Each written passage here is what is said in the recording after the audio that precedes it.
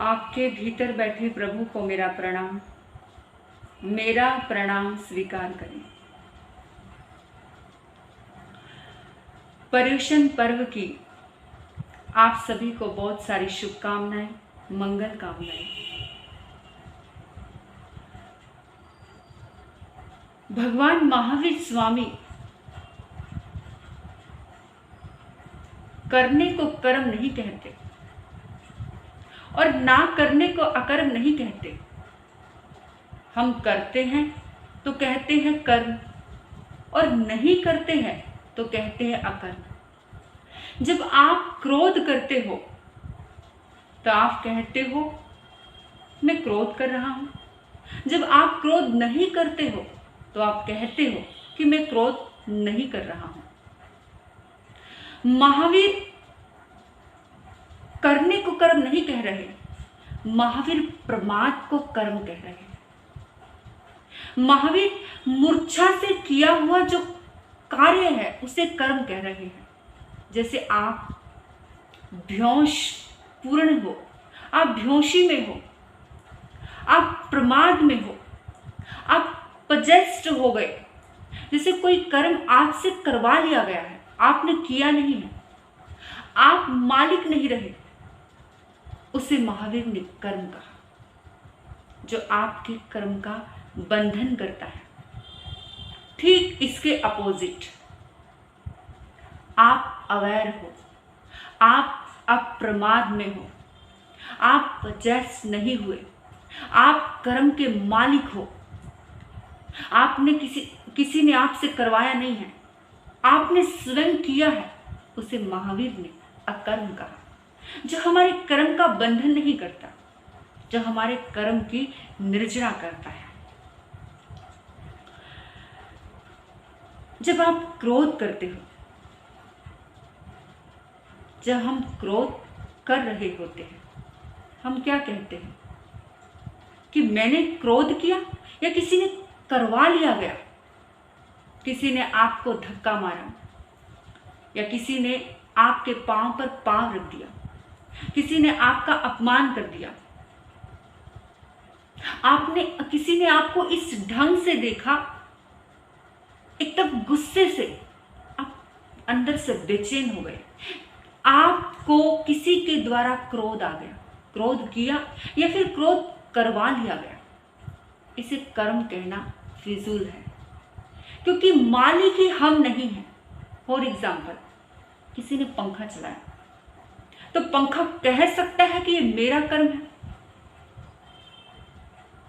क्योंकि किसी ने बटन दबाया और पंखा चल पड़ा, किसी ने बटन दबाया और पंखा बंद हो गया। तो ये किसी और ने करवाया है। पंखे का मालिक कोई और है, पंखा अपना मालिक नहीं है। ठीक ऐसे ही जब भी हम कोई कर्म बेहोशी पूर्वक कर रहे हैं, कोई भी कार्य, वो कर्म है।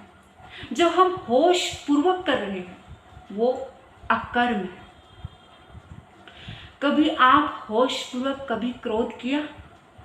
करना कभी होश पूर्वक क्रोध करके देखना कि कोई हमें गाली दे रहा है, कोई हमारा अपमान कर रहा है, कोई हमारे घाव को छेड़ रहा है, तो उस वक्त अपने भीतर झांकना, अपने भीतर देखना कि मुझे क्रोध आ रहा है। और जब आप अवेयर होकर के अपने अंदर अपनी आत्मा को देखोगे तो आपके पैरों के नीचे से जमीन खिसक जाएगी कि आप क्रोध ही नहीं कर पाओगे। इसलिए मैं बार बार कह रही हूं कि महावीर करने को कर्म नहीं कह रहे, ना करने को कर्म नहीं, अकर्म नहीं कह रहे।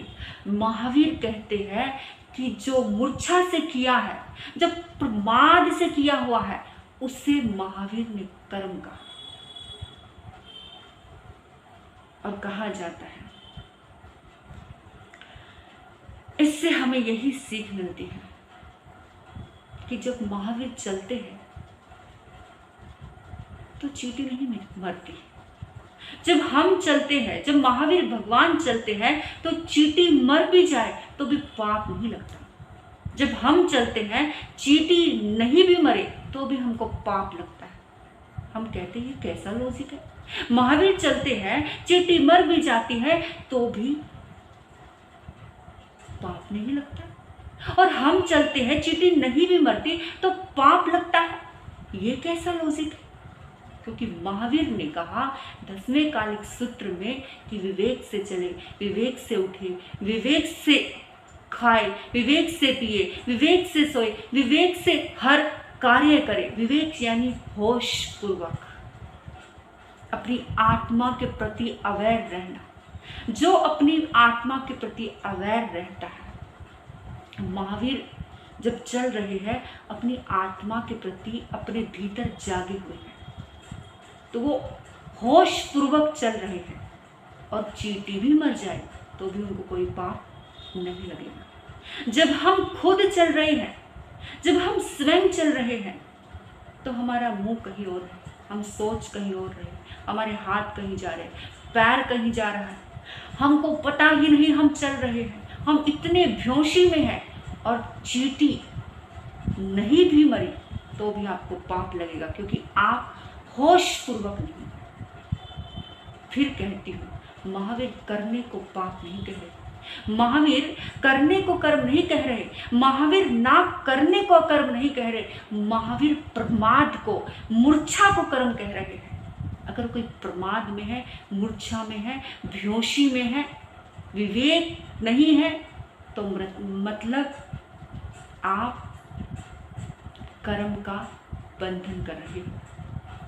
और अगर आप अवेयर हो, अप्रमाद में हो, आप पजेस्ट नहीं हो, आप अपने मालिक हो, तो आप कर्म की निर्जना कर रहे हो। अब ये पर्व, पर्युषण हमें यही संदेश देते हैं कि हमें हर कार्य होश पूर्वक करना है। हम जो भी कार्य होश पूर्वक विवेक से करेंगे तो हमारे कर्म का बंधन नहीं होगा और हम पाप से बचे रहेंगे। आपने मुझे इतने मौन और शांति से मुझे सुना, मैं आपकी बहुत आभारी हूँ। अंत में आपके भीतर बैठे प्रभु को प्रणाम करती